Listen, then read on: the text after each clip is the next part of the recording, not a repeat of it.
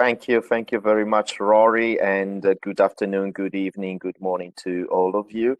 So I will be sharing my screen, correct, Rory? Yes, please go ahead. Yeah.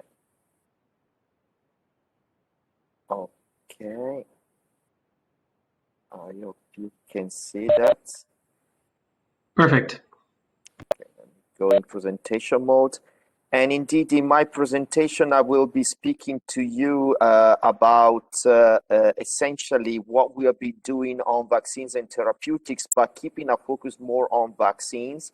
But of course, many of the considerations that I will bring up here in terms of the activity of the EMA during this pandemic can also be considered as well for what we've done with therapeutics. And I will be happy anyway to take later on any question specific to therapeutics as well.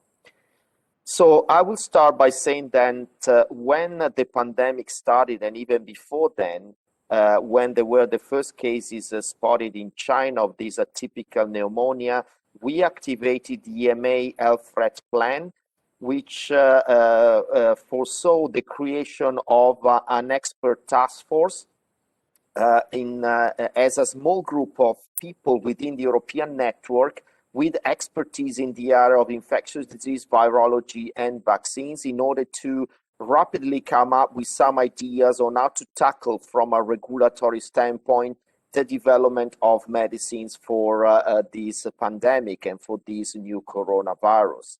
And this has been instrumental in the dialogue that started immediately and even before, as I said, the declaration of the pandemic, in order to have continuous engagement with those that were bringing up vaccines and therapeutic in the context of the pandemic and in order to prevent and treat the consequences of the infection of this virus. So this group is in place now since more than a year and is continuing providing really relevant input to the EMA as a whole in terms of agile, rapid, and timely feedback on the scientific aspect related to the development of vaccines and therapeutics for COVID-19. Another important element that we brought forward in the context of this pandemic in order to allow really a fast review of all the data and with a timely regulatory decision has been the concept of the rolling review. So while normally we would wait that all the data with respect to the development of a new medicinal product are generated and only then submitted to us and reviewed, here we allow that once any piece of evidence was created or any study completed, it was submitted straight away to us so that we could start the review of this data, so that when the last bit of data were to be submitted, we would then be ready to come up with an opinion and conclude on the benefit risk of the product. And therefore, if everything was supposed to be okay, then issue a positive benefit risk and an approval of the vaccine or the therapeutics. So in other words, this way of working allowed us to be very fast in reviewing in a timely way all the data as they become available so that we could come up rapidly with a decision on these products. And indeed, this is, is the schematic that shows you exactly what happens between a standard regulatory review of a dossier for approval versus the rolling review cycle. And you can clearly see here that by the time the last bit of information is submitted, then we could come up with an opinion in a much shorter time frame than what normally would have happened. And this allowed us to be much faster in approving vaccines and therapeutics for COVID-19 than what normally would have been expected, thanks to this approach of rolling review. This is an overview just of what happens in the preclinical space and then during clinical trials with phase 1, 2, and 3 studies, which are becoming larger and larger until there is the evaluation of all this data and then a possible approval with the scale up of the manufacturing and then the very important activity in the post-approval phase related to the monitoring of safety and effectiveness of vaccines and therapeutics. A lot of discussion has been taking place around how to design clinical trials for COVID-19 vaccines. And when discussing with international regulators, we all agreed that it was important to have large clinical trials that demonstrate the ability of the vaccines to prevent symptomatic disease as main measure of benefit. So if we can see that there is less disease with symptoms in people giving vaccine compared to another arm in which they receive placebo, that would be really good evidence to show that the vaccines is working and is protecting people from COVID-19. There are other elements that were not really possible to gather sufficient evidence at the time of approval, such as long-term protection, as indeed these studies were able to recruit a sufficient number of cases to really determine the efficacy of the vaccine in the short term, but we need also to follow up what happens in the long term and for how long the vaccines are able to protect. Another important element, whether the vaccines are able to prevent from a symptomatic infection, and therefore what is the impact on transmission of the virus in the community. And all these very important endpoints can only be addressed in larger studies in the post-approval phase, which is what is happening right now for the vaccines that have already been approved. And we will be gathering more evidence in this respect, which is extremely important in order to understand what will be the time frame for returning to normal life and returning to a normal way of dealing with other people, and if the social distance measure can be relaxed. All these studies, as said, recruited really a large number of adults. So most of the studies were about 30,000 participants, just to give you a rough idea of what we've seen so far. Ideally, we push developers to include, to a large extent, elderly above the age of 65 years of age, because as you know, those are those most suffering from the deadly consequences of this virus, and the burden of disease is mainly associated with the elderly. So it was considered extremely important to have sufficient evidence to really tell us to what extent the vaccines were able to protect also the elderly. In terms of younger ages, some studies have included adolescents above 16 years of age.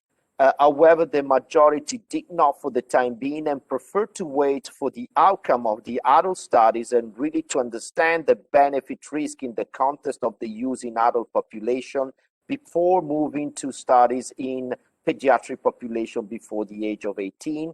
And indeed, there will be dedicated studies that will be looking into younger children, starting from adolescents and going down then to younger children.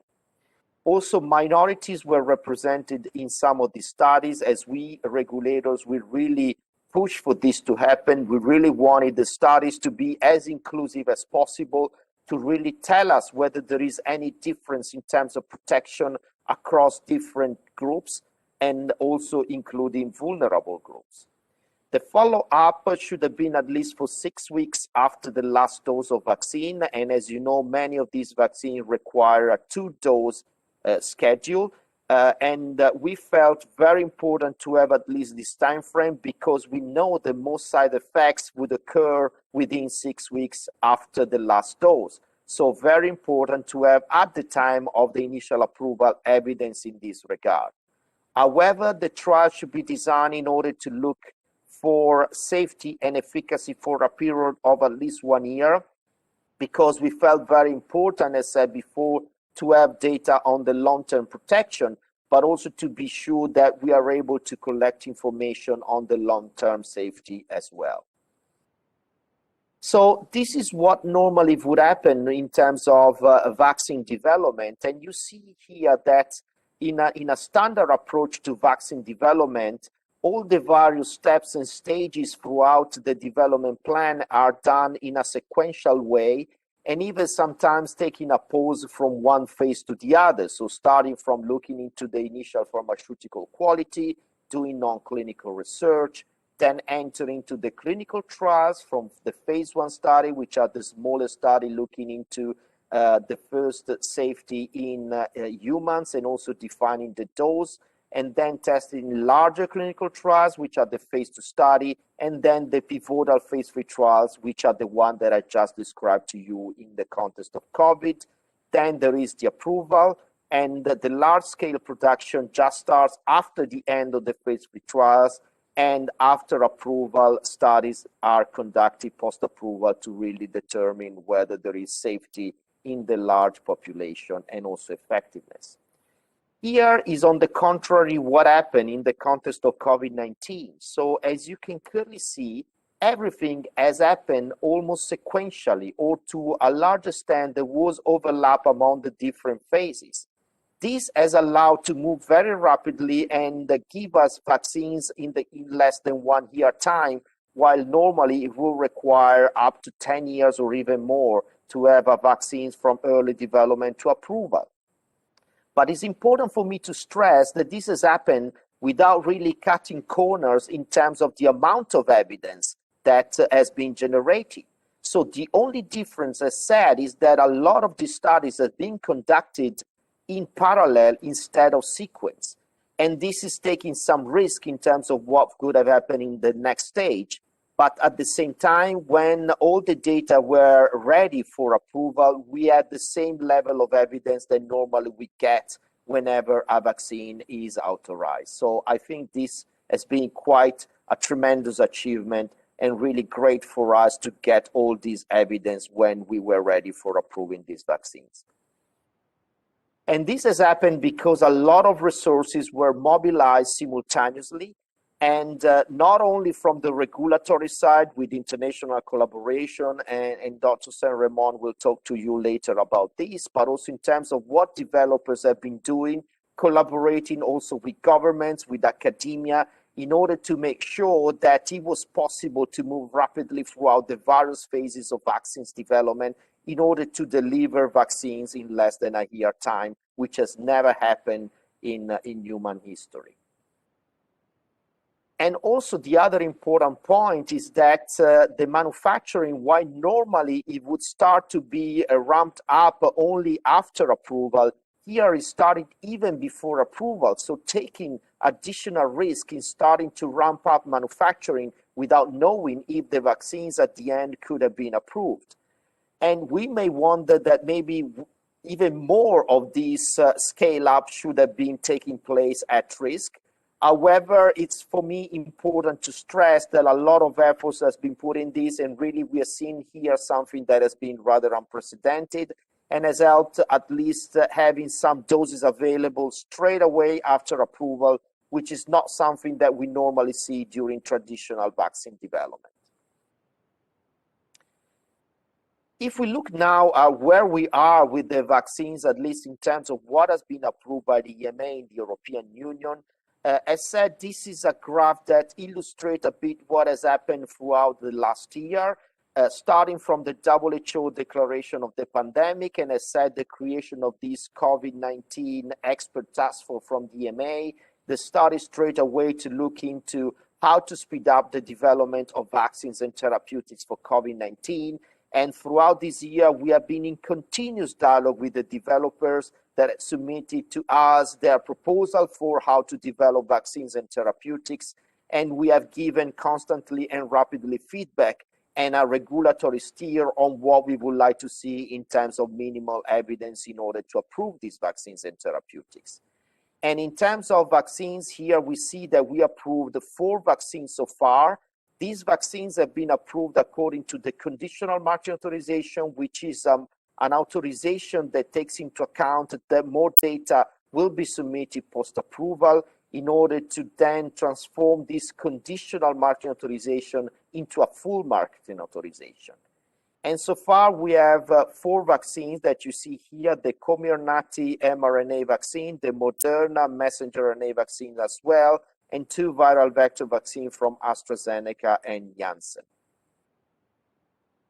So as said, the Comirnaty and the Moderna vaccines are messenger RNA vaccine in the sense that they are based on this technology, which is a messenger RNA sequence that contains the instruction and the code for producing the spike protein from the SARS-CoV-2, so the virus that is causing this pandemic. So once it enters into the cell in the human beings, the cell transforms this code into the actual spike protein, exposes on the surface and releases. So that mimics exactly what happens when we get infected with a virus and produce a really sustainable and remarkable immune response that confers protection.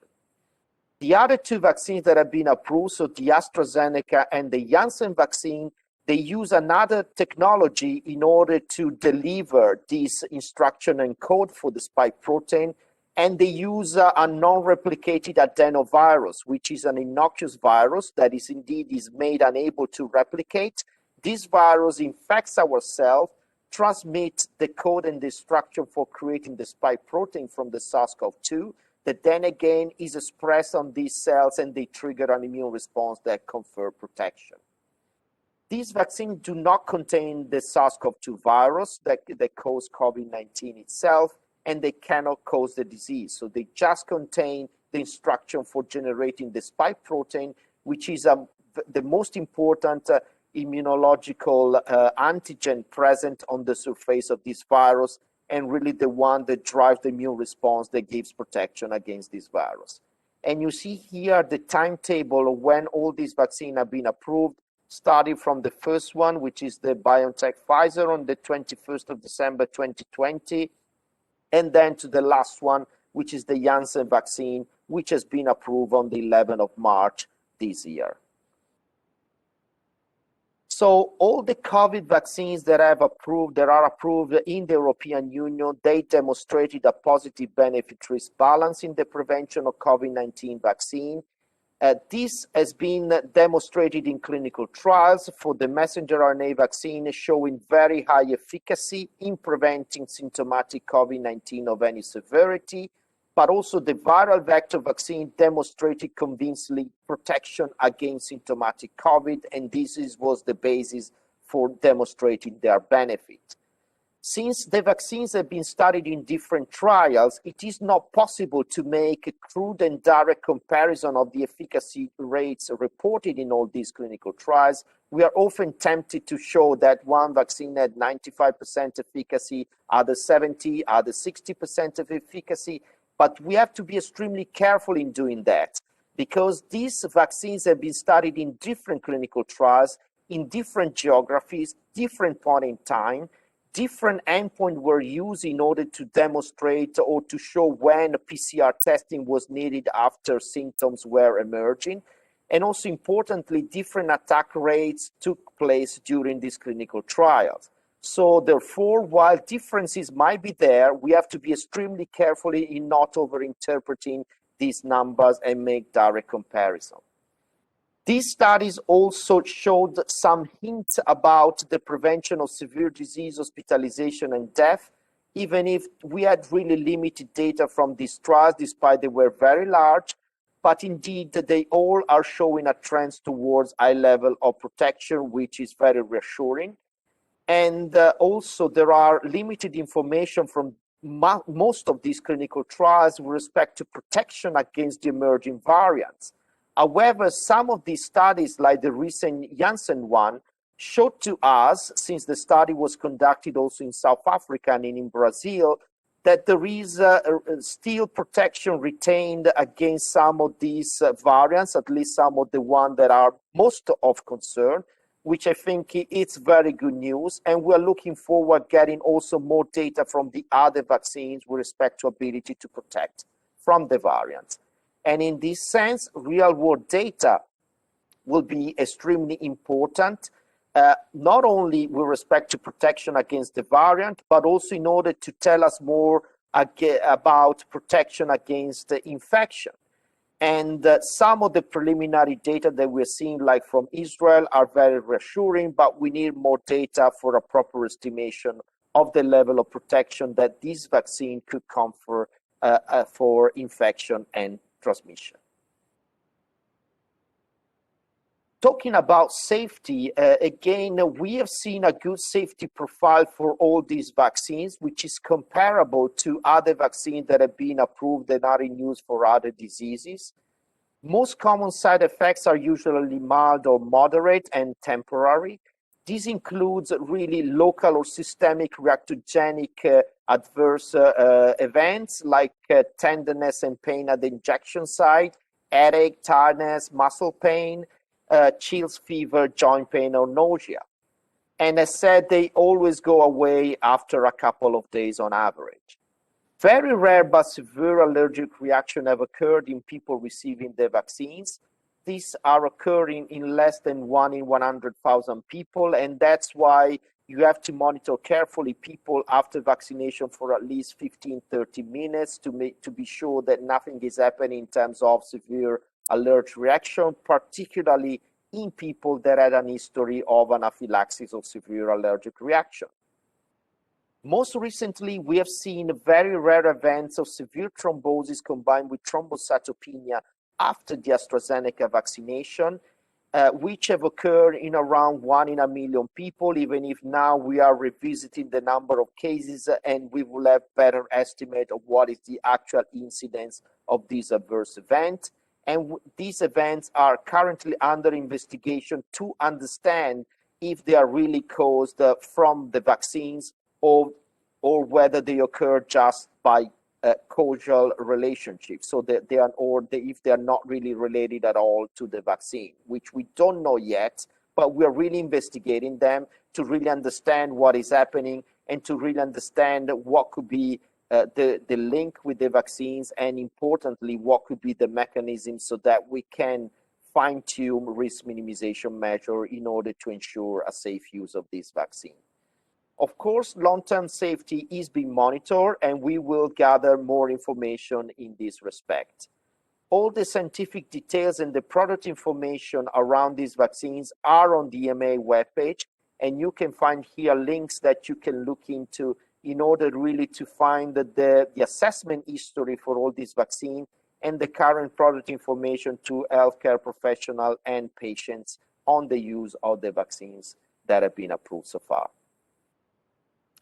As said, data from real world are important to complement clinical trial data, and we are gathering right now as we speak some of this data, but more will come in the near future. And real world data can inform vaccination campaigns and could also make changes in the current practices depending on what they're telling us and what is the solidity of this data. This study will provide information on how long protection lasts, how well the vaccine prevents severe COVID-19, including hospitalization, admission to ICU, and mortality. Also, how well it protects vulnerable groups such as the immunocompromised and pregnant women, for which we have very limited information so far from the clinical trials. And as said, they could play an important role in telling us to what extent vaccines are able to prevent asymptomatic cases and to block transmission, which is very important from a public health perspective. Studies in children, as said, so far only Comirnaty, so the Pfizer-BioNTech vaccine has an approval from 16 years of age, while the other vaccines are approved for adults only for the time being. But indeed, studies in pediatric population have started already, particularly for the adolescents, and we hope very soon to assess some of this data so that we can enlarge the indication for use to cover also adolescents and in the future also younger children. And probably the messenger RNA vaccine will be the first one to come for an approval in this sense, and we're looking forward assessing all this data.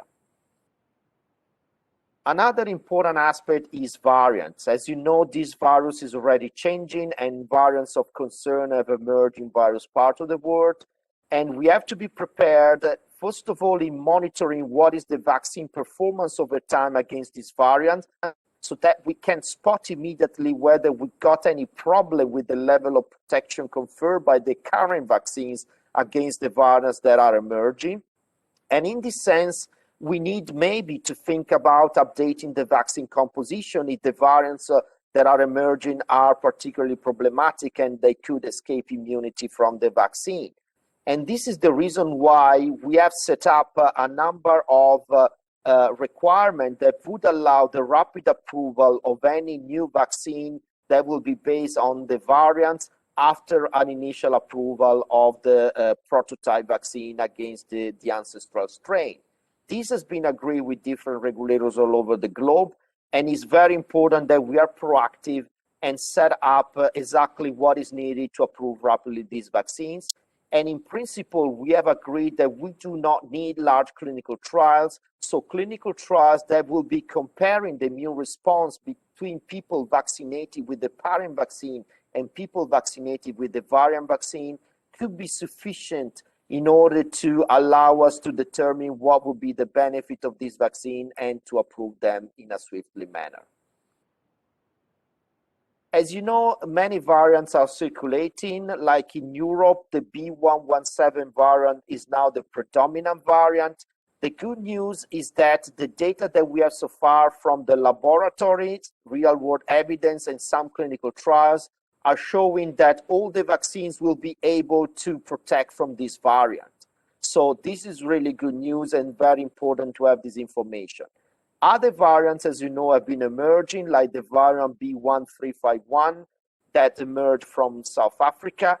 And here, the data that we have so far are limited, but are showing that possibly, at least from laboratory study, the sera from vaccinated individuals with many of these vaccines will be still able to confer cross protection. However, maybe this cross protection will not be at the same level for all these vaccines, and some vaccines may have reduced protection against this variant. However, we need the robust data because we cannot exclude that all these vaccines will still be able to protect from severe disease caused by this variant. So we need more data in terms of clinical trials and real-world evidence to really ascertain what is the level of protection against hospitalization and severe disease against a variant like the B1351, but also the variant P1 that has been emerging from Brazil and shares a lot of the key mutation in the spike protein as well as the B1351. So the immediate benefit for people who will be protected against COVID-19 symptoms is the obvious one emerging from the use of this vaccine. And if fewer people are getting sick, particularly among high-risk individuals, such as the older people, this will alleviate the huge burden of COVID-19 disease on healthcare system and is the primary goal of the vaccination campaigns today, which is indeed reducing the burden of disease, reducing the hospitalization and mortality. And this should remain the focus in this phase of the pandemic. The preliminary data that are coming live from the real-world evidence from Israel and also from the UK to a certain degree are showing that high vaccination rates and infection rates are falling, providing first evidence that the vaccines are able to reduce the spread of the virus and the transmission. This is very important evidence because if we show that aside from the primary scope of preventing the burden of disease, also preventing transmission of the virus will be very important in order to return to normal life and to prevent that the virus will spread and mutate and cause further trouble by the variant that might be emerging. So the COVID-19 vaccine that reduce symptomatic disease are essential to beat the pandemic and will be really a crucial aspect in order to achieve a return to normal life. However, while the vaccines are being rolled out and vaccination campaigns are taking place, it's very important that we maintain prudent social distance measures and we continue to use face masks and be sure that we will not allow the virus to spread, particularly in this phase. Once most of us will be vaccinated, then probably it will be the time of getting rid of all these social distancing measures and return to normal life, but not as yet. So we should not force things through right now. Just to give you a summary of what we've been doing so far, at least for vaccines, we have interacted with 54 vaccine developers so far. 30 companies came to us to discuss their plans for vaccines with our EMA task force. 32 rapid scientific advice were discussed and agreed. We have been issuing guidance for developers on variant vaccines and clinical trials for COVID-19 vaccines. And we have been discussing how to approve the next generation vaccines that may have problem in conducting placebo-controlled trials. As said, we are discussing how to conduct post-authorization studies for monitoring effectiveness and safety of the vaccine in large population, and you will hear more later about international collaboration, including with WHO and other regulators. So to conclude, all approved vaccines in the EU have been shown to offer a good level of protection against the COVID-19 disease of any severity. Preliminary real-world data are suggesting that the vaccines are also able to reduce transmission, severe disease, and hospitalization, which are crucial public health goals for the vaccination campaigns. Most side effects are mild to moderate in severity and are gone within a few days, but of course we are monitoring carefully what is emerging, including these severe cases of thrombocytopenia associated with thrombosis, at least with the AZ vaccine. All these vaccines have been granted conditional marketing authorization, which means the company must provide more evidence to EMA in the post-approval phases. The variants are emerging, as you know, and vaccine may need to be updated in order to cope with these variants, and we proactively started working with developers to find a way of swiftly approving these variant vaccines. Vaccination remains critical to control the pandemic, and we should work to make sure that the vaccines continue to be efficacious, safe, and available all over the globe. Thank you very much. Thank you, Dr. Cavaleri, for your presentation, an extremely valuable one. And it truly outlines the unprecedented effort that has taken place to produce safe and effective vaccines in such a short period of time. It's truly remarkable, and I know will be of great interest to all of our network from across Southeast Asia and around the world.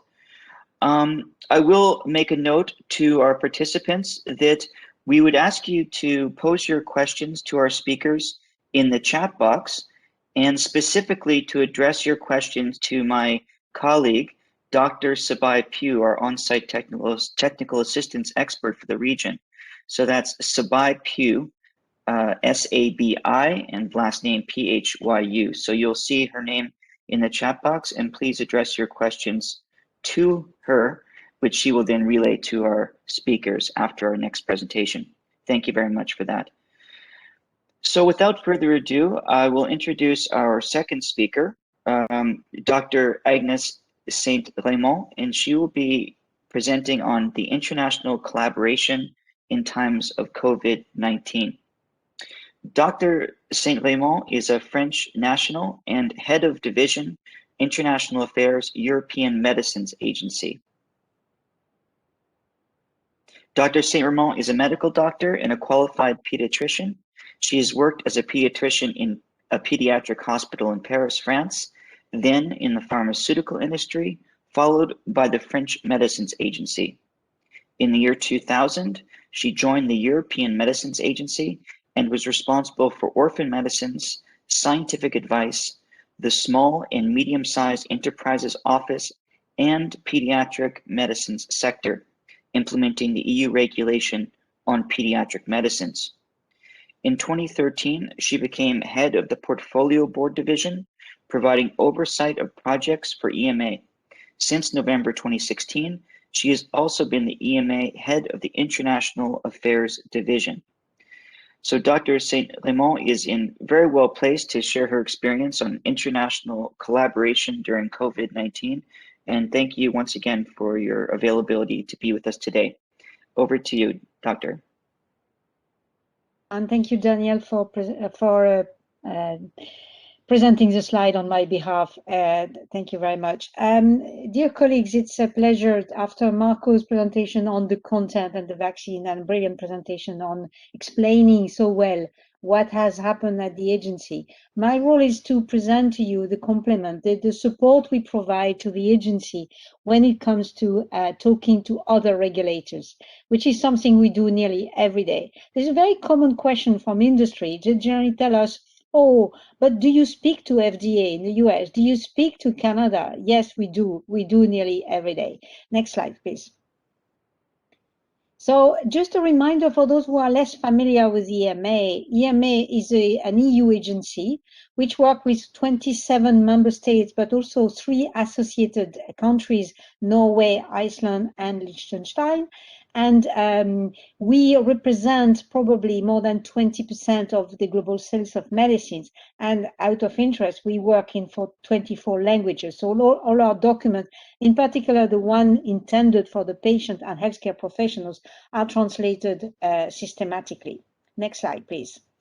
So we are, by nature, as a European agency, already an international body because we have all these member states to make to work together, which is sometimes easy, sometimes less easy, and also trying to make sure that we collaborate on a daily basis. So we are 15 months after the pandemic, as Marco said, and where are we today in terms of what we've been doing? Next slide, please.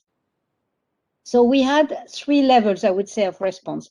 Marco has presented the content of the EMA emergency response.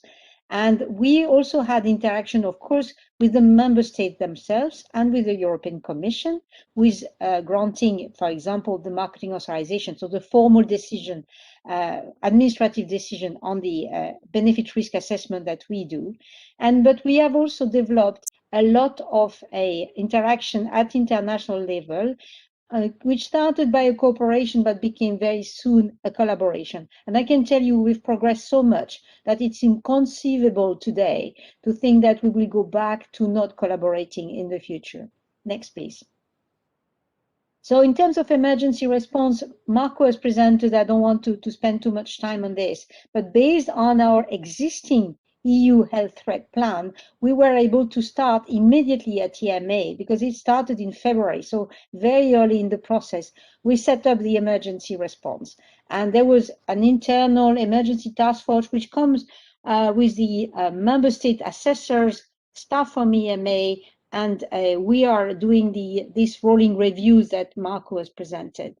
Internally, we also had a number of topics to address, and we set up a steering group which was looking at, for example, the protection of the staff itself. So what do? We had, hand sanitizer, mask, distance. We decided to let fewer people in the building. All this, recommend not to take public transport. So all these elements were also necessary. A lot of communication. And we also got report from the various task force to try to make sure that we were always linked to what was happening on the scientific move.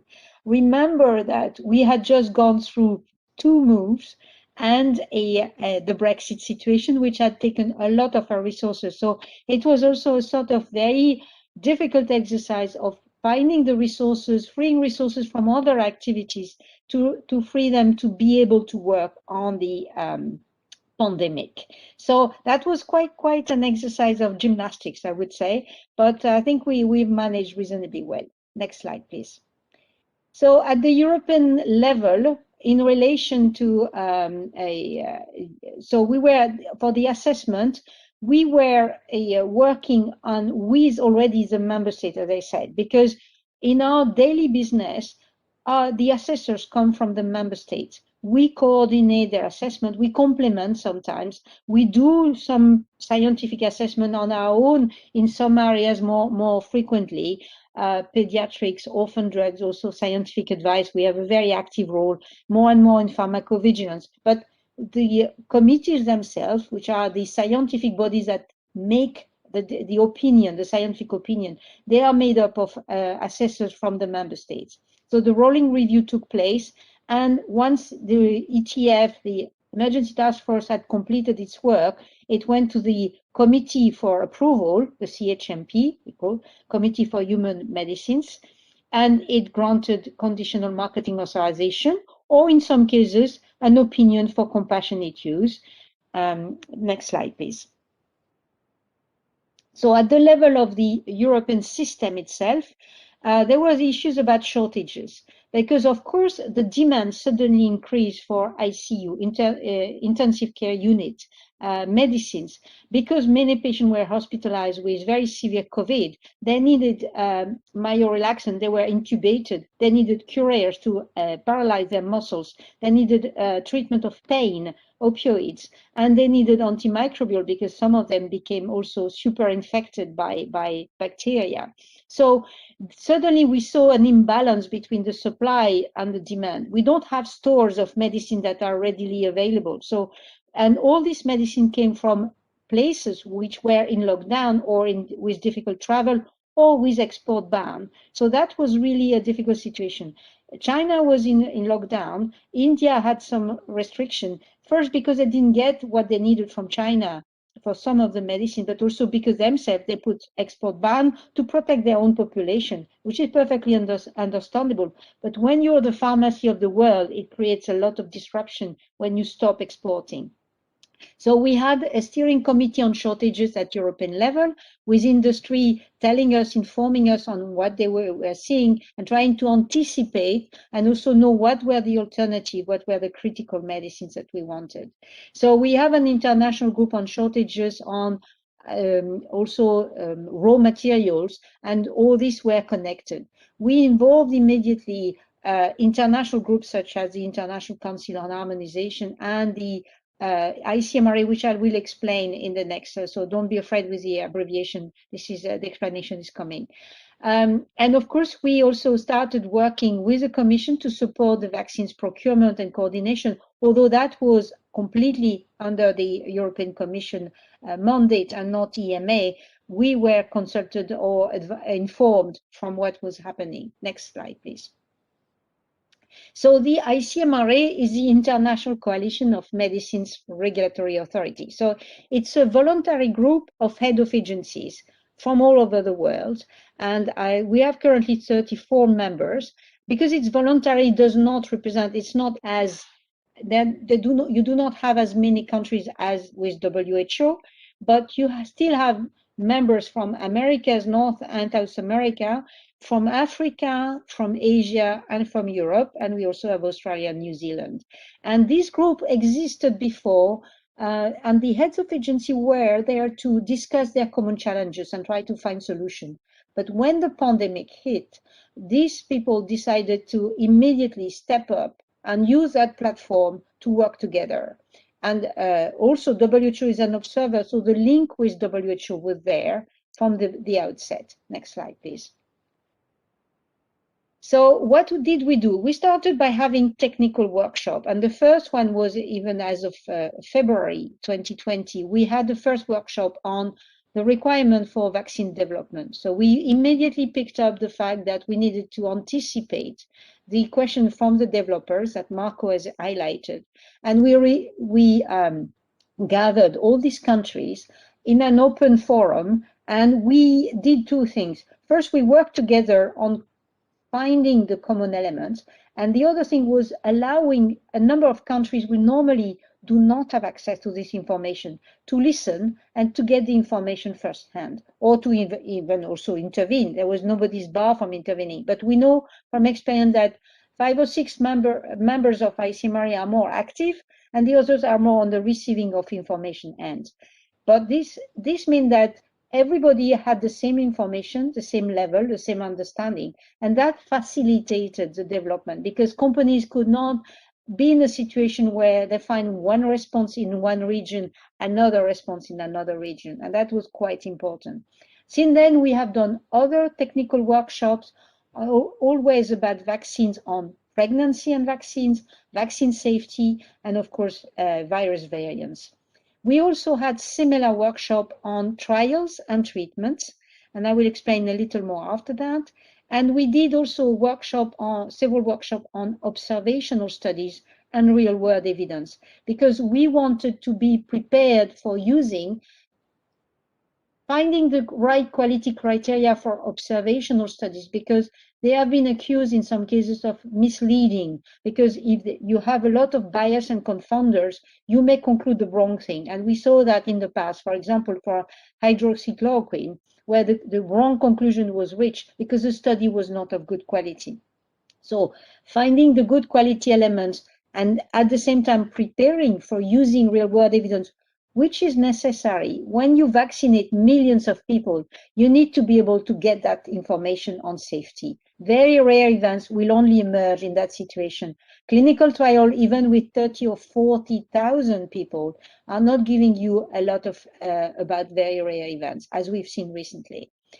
All our workshops were reasonably open. It was a head of agency, but also some participants, and we had 120 participants or more every time. Next slide, please. So on trials and treatments, what we did was really define what type of trial we wanted to see as regulators. We cannot rely on small trials, investigational trials that have 30 patients, 50 participants. We want thousands of patients because that's how we can conclude with robust results, and we can rely on this result. So we encourage companies and academics to engage into large trials with good design. In general, it was placebo control, it was parallel groups, it was sufficient duration to get the safety data we needed.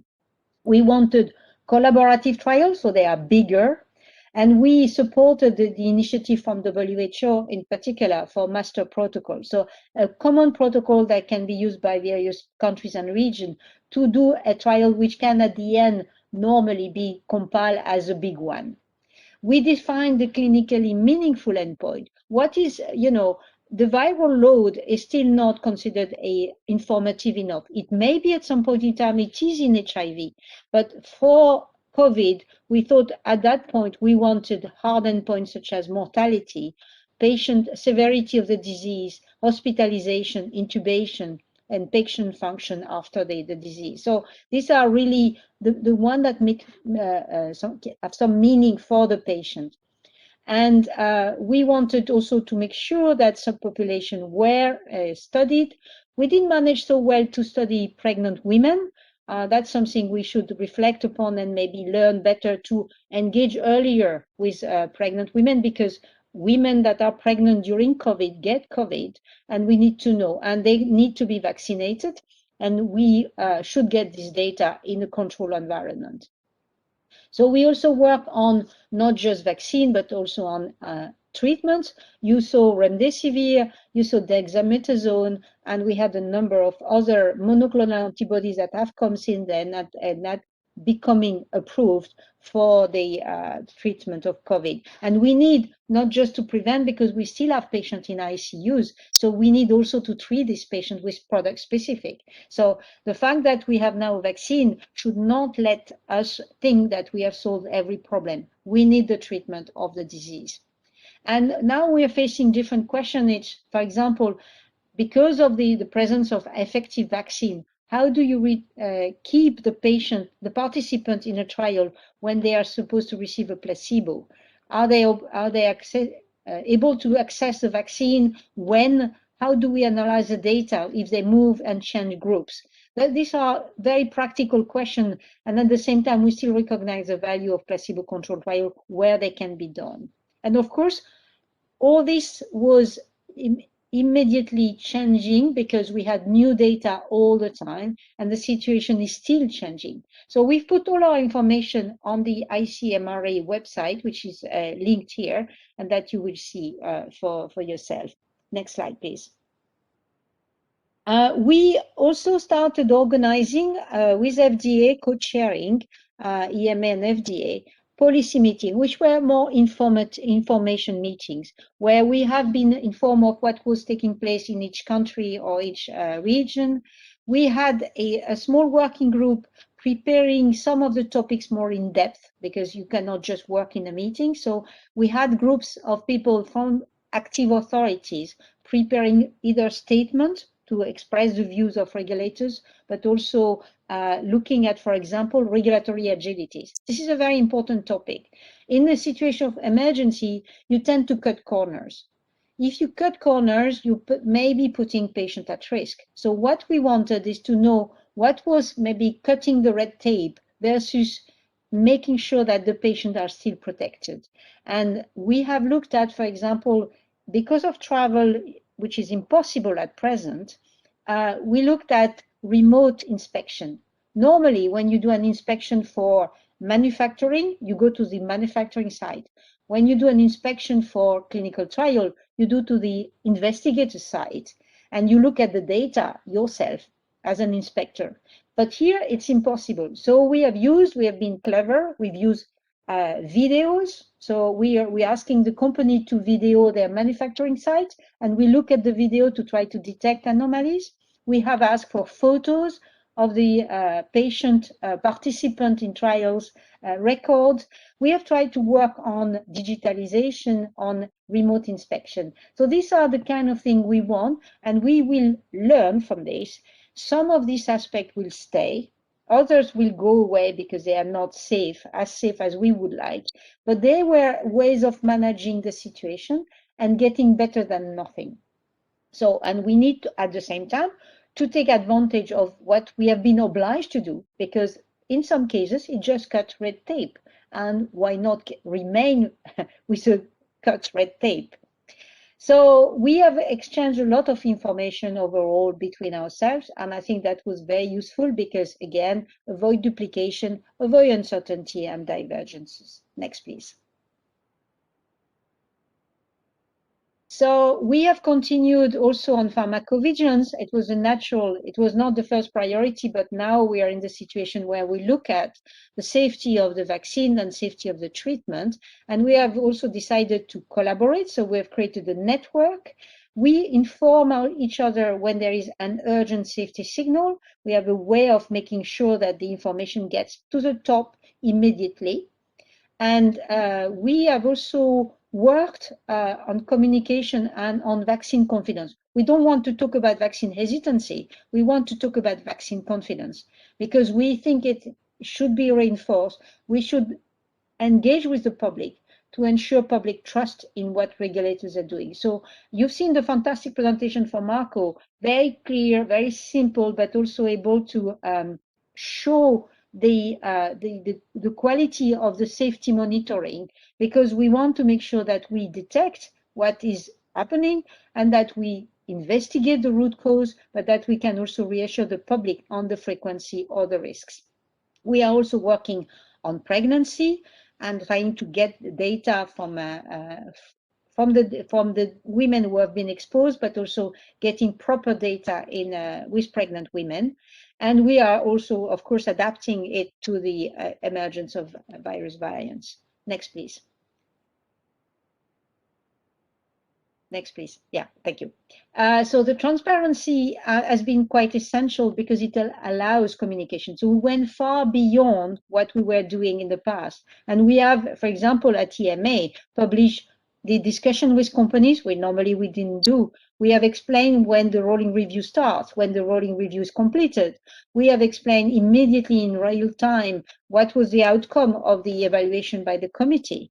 And we have also made sure that a number of things that we have prepared as workshop outcomes, statements, were not only published, but also translated, so they would have a greater impact. And we have really worked on communication. I can tell you our communication division is extremely stretched at EMA. And we went a little beyond what was normally confidential, and we have published a lot. But we have also engaged, and I will go back to international collaboration there. We have engaged with international partners, setting up confidentiality arrangement to allow to share information directly without asking permission, without and to be able to share our assessment, our inspection reports, and to make sure that we had immediately the information we needed and that others needed. And that ICMRE has done really a dual job of working together with international partners, but also disseminating information. Next, please. So far we had more than 50 meetings. We have collaborated, and you can look back and say, did we do everything right? No, of course not. And some of the things could be weaknesses or limitation of our work. One of the weak points maybe was the fact that we haven't engaged with patients. Normally, everything we do at EMA, we do it with patients that look at what we do, advise us, and contribute. But in this case, we were in ICMRA in particular, only with regulators.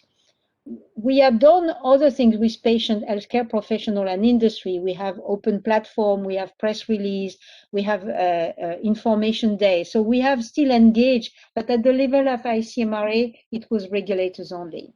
So the advantage of being regulators only that we were able to converge very quickly on the requirement for development, and we didn't have to go from the for the process of harmonization, which normally takes weeks or months or sometimes years. Next, please. Apologies for the noise. We have automatic blinds that are shutting with the sun. So also a word of information. People believe that we started working with regulators at the time of COVID. No, we have been doing this. This is the year 2019, and every square is a day in the year. And you can see we had interaction with FDA practically every day of the year. So we are talking to regulators all the time. We're engaging, we are working with them, we are discussing our products, discussing our topics, and we have a number of ways of doing this, not just with FDA. The slide, the image is about FDA, but we do that with many regulatory authorities. We have in particular a liaison official from FDA at EMA and one from the Japanese authority PMDA at EMA. We have someone from EMA at FDA. We don't have anybody at PMDA because of the language issue. We have fellowship, which are short stays of 2-3 weeks. We have also our permanent groups working together with 2 to 7 non-EU authorities joining the group are called clusters, and they can deal with orphan drug, with rare disease, or with pharmacovigilance, or with scientific advice. We all work in these small groups on specific products and topics. We work also at the level of platforms such as ICH, which is a group of international regulators and industry working on producing guidelines for drug development. We, of course, work a lot with WHO, and they were part of ICMRA. They are part of our daily work. And once we assess the vaccines, for example, we have invited a number of regulators and WHO to join our assessment actively and to listen. And I can tell you, if you read the WHO publication for the AstraZeneca vaccine, they recognize that they actually could speed up their assessment because they work with EMA and benefited from the discussion at EMA. And of course, we do present in public and like a webinar like today. Next, please. So we have, in the normal time outside of COVID, the possibility to share our assessment and to use the principle of reliance. For those who are less familiar with the principle of reliance, it means that we share, you use the assessment done by someone else that you can trust, and you make the decision based on that. So you can decide to follow or not follow. You make the decision. So you remain in charge of your decision, but you don't repeat and duplicate the assessment. You use an assessment done by others. So we provide our assessment to many national regulatory authorities, in particular in low and middle income countries, and we give them the full report, so they don't need to assess on their own, and they can speed up and make medicines accessible to the patient faster. Next, please. So next click. Thank you. So what happened is we have also a procedure by which we assess on behalf. We do that with WHO, and we assess on behalf of countries who do not have necessarily the expertise to assess.